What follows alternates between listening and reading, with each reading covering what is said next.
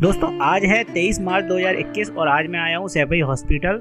तो इस ब्लॉग में मैं आपको सैफई हॉस्पिटल की पूरी डिटेल बताऊंगा, कैसे क्या आप एंट्री ले सकते हैं, पूरी प्रोसेस क्या है, क्या क्या होता है इसके अंदर। तो जितना सूट हो पाएगा उतना मैं आपको बताऊंगा। तो चलते हैं। दोस्तों मैं इटावा से आया था, तो इटावा से बिल्कुल सीधी रास्ता आई है सैफई के लिए, तो आप भी डायरेक्ट इटावा से आ सकते हैं। तो आप किसी से भी पूछ सकते हैं, गूगल मैप पर डाल दें सैफई हॉस्पिटल मतलब रास्ता कहाँ है इटावा टू सैफई हॉस्पिटल, या जहाँ से भी आप आना चाहते हैं सैफई हॉस्पिटल आप डायरेक्ट आ सकते हैं।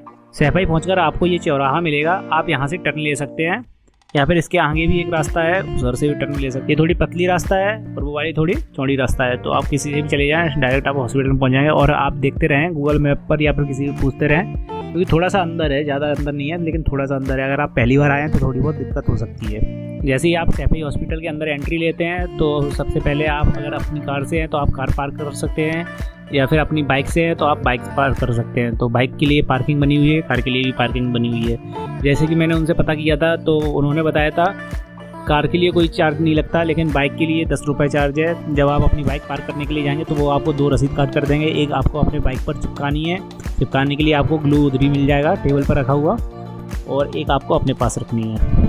क्योंकि इस सैफई हॉस्पिटल में ज़्यादातर अलाउ नहीं है कोई भी आप रिकॉर्डिंग वगैरह करें, तो जितना हो पाएगा मैं उतनी रिकॉर्डिंग करूँगा और उतनी आपको दिखाऊँगा। लेकिन मैं जानकारी पूरी बताऊँगा आपको, तो वीडियो पूरा देखना शुरू से लेकर आखिरी तक। और अगर वीडियो पसंद आए तो वीडियो को छोड़े बिना मत जाना और लाइक किए बिना मत जाना, और साथ में चैनल को सब्सक्राइब नहीं किया तो चैनल को सब्सक्राइब भी कर लेना। भैया ये आ गया सैफई का गेट हॉस्पिटल का। पहले एंट्रेंस आती है, उसके बाद आप अपनी बाइक पार करेंगे, उसके बाद सीधे चले जाएंगे तो आपको ऐसा गेट मिलेगा।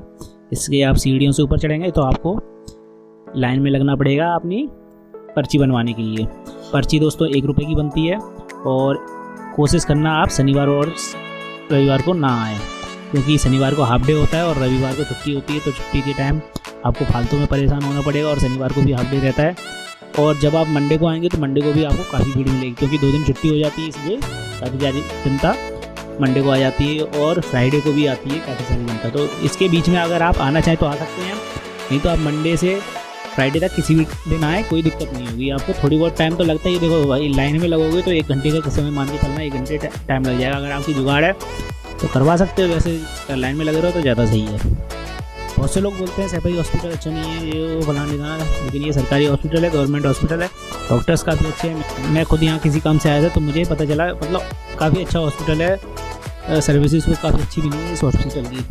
पर्ची कटने वाला काउंटर 1 बजे बंद हो जाता है, तो कोशिश करना 1 बजे से पहले आपकी पर्ची कट जाए, नहीं तो फिर कोई भी नहीं देख पाएगा आपको। और 2 बजे तक डॉक्टर भी उठ जाते हैं ज़्यादातर सभी। तो 1 बजे तक टाइम है पर्ची कटने का, लास्ट टाइम है डॉक्टर्स के देखने का 2 बजे। तो पर्ची जब आपकी कट जाए तो साइड में ही अभी कोरोना के लिए चेकअप वगैरह टेम्परेचर चेक करने के लिए बैठते हैं। मेल के लिए अलग साइड बैठता है, फीमेल के लिए अलग साइड बैठता है। तो अगर आप मेल हैं तो मेल वाले काउंटर पर जाइए, वो आपका टेम्परेचर चेक करेंगे और आपकी पर्ची में एक ग्रीन मार्क कर देंगे। उसके बिना डॉक्टर आपको देखेगा नहीं, अगर वो आप मार्क नहीं लगवाएंगे तो आपको फिर फालतू में परेशान होना पड़ेगा। और अगर फीमेल हैं आप तो फीमेल काउंटर पर जाइए, वहाँ आपको ग्रीन मार्क कर देगा टेम्परेचर चेक करके। और अगर आप चाहें तो 2 पर्चियाँ ही बनवा सकते हैं काउंटर से। जैसे आपको स्किन की कोई भी प्रॉब्लम हो तो आप स्किन के लिए पर्ची कटवा सकते हैं, मतलब आपकी लिए कोई भी प्रॉब्लम हो तो आप उनसे बोलिए काउंटर वालों को, मुझे इस चीज़ की प्रॉब्लम है ऐसी ऐसी, वो ऑटोमेटिक उसकी पर्ची काट देंगे। और देखिए डॉक्टर्स भी टाइम टू टाइम बैठते हैं, मतलब उनका भी डे होता है, जैसे मंडे को बैठेंगे, ट्यूसडे को बैठेंगे, थर्सडे को, मतलब जिस हिसाब से जो डॉक्टर बैठता है जिसको आपको दिखवाना है, तो आप पहले ही पता कर लें उधर कि कौन सा डॉक्टर कब बैठता है। आप जा रहे हैं, हो सकता है कोई डॉक्टर जिसको आप दिखाना चाहते हो वो ना मिले, तो आपको प्रॉब्लम हो सकती है। तो पहले ही किसी अपने जानवर से वाले से पता करवा लें कि कौन से डॉक्टर कब टर्न आता है। जब भी आप डॉक्टर को दिखाने जाएंगे तो बाहर भी एक काउंटर हो, उधर से आपको नंबर लेना पड़ेगा, मतलब ऑटोमेटिक आप पर्ची पे नंबर डाल देंगे और आपको बता देंगे आप लाइन में लग जाना। मतलब लाइन लगी हो, वैसे तो ज़्यादातर खाली भी रहते हैं, तो आप डायरेक्ट जा सकते हैं। लाइन लगी हो तो लाइन में लग जाइए। जब आप अंदर जाएंगे डॉक्टर के केबिन में तो करीब 3-4 डॉक्टर का ग्रुप होगा जो कि आपको चेक करेगा, अगर जो प्रॉब्लम है आपकी उसको देखेगा और दवाई लिख कर देगा। उसके बाद बाहर बिलिंग काउंटर, अगर कोई जांच वगैरह हो लिखी है तो बिलिंग काउंटर पे आप जाओगे, बिलिंग काउंटर बने हुआ है, उधर पे आप अपना पर्चा कटवाओगे, इस चीज़ की आपका चेकअप लिखा हुआ है। जब आपका पर्चा कट जाए उसको लेकर आप जाओगे जहाँ आपको चेकअप करवाना है। ब्लड सैंपल की लैब बनी हुई है, और वो आपको अपने आप बता देंगे, जहाँ से आपको पता मतलब लिंक काउंटर से आपको पता कर लेना है, या फिर किसी हॉस्पिटल के कर्मचारी से आप पता कर सकते हैं। वो आपको बता देगा कहाँ आपको मतलब जाना है चेक करवाने के लिए।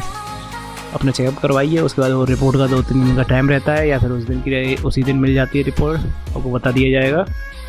जब आप अपना चेकअप करवाएंगे, ये रिपोर्ट मिलने के लिए अलग से काउंटर बना हुआ है, आप उधर जाएंगे तो आपको रिपोर्ट दे दी जाएगी। अगर उधर रिपोर्ट नहीं मिलती है तो आप पता कर लें उनसे आपको कौन से रूम में किस बिल्डिंग में जाना है, क्योंकि इसकी भी अलग अलग बिल्डिंगें बनी हुई हैं, और कॉलेज वगैरह में उधर भी रिपोर्ट मिल जाती है। तो आप कॉलेज वगैरह में भी हो सकता है आपकी रिपोर्ट डली हुई है हो, तो आपको उधर से रिपोर्ट मिल जाएगी।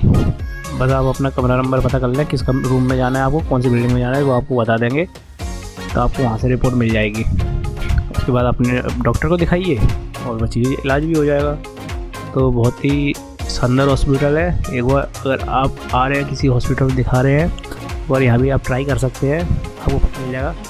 अगर आपका एक बार पर्चा कट जाए तो आपको उस दिन देख लेंगे, और अच्छे से आपकी जल्दी 1 बजे से पहले आप 1 या 2 बजे से पहले आप फ्री हो जाएंगे। टेंशन मत लेना, क्योंकि 2 बजे हॉस्पिटल खाली होने लगता है बिल्कुल ही, डॉक्टर भी जाने लगते हैं, लंच वगैरह हो जाती है। आप 2 बजे से पहले फ्री हो जाएंगे। उसके बाद जैसे अगर आपको दोबारा बुलाया जा रहा है उधर पे, तो आप फिर से लाइन में लगना पड़ेगा, आपको दोबारा पर्चा नहीं कटवाना पड़ता है। एक पर्चा कटा हुआ 15 दिन चलता है, आपको सिर्फ सील लगवानी है, उस पर आपको डेट वगैरह दे दी जाएगी, उसी लाइन में लगकर सील लगवानी है। कभी कभार बगल में एक और दूसरा काउंटर चालू होता है, वहाँ पे सील लगा दी जाती है डेट वाली, तो वहाँ से जल्दी काम हो जाता है। लेकिन जब काउंटर वो चालू नहीं है तो आपको जहाँ से पर्चा कटवाता है उसी लाइन में लगकर दोबारा सील लगवानी पड़ेगी। फिर दोबारा से आपका टेम्परेचर वगैरह चेक करवा के ग्रीन टिक लगवाना पड़ेगा, और उसके बाद आप डॉक्टर के पास जाओगे। तो दोस्तों ये थी पूरी प्रोसेस। अगर वीडियो पसंद आई तो वीडियो को लाइक, चैनल को सब्सक्राइब करना मत भूलना। हम फिर मिलेंगे आपसे अगले ब्लॉग में किसी दूसरी जगह पर।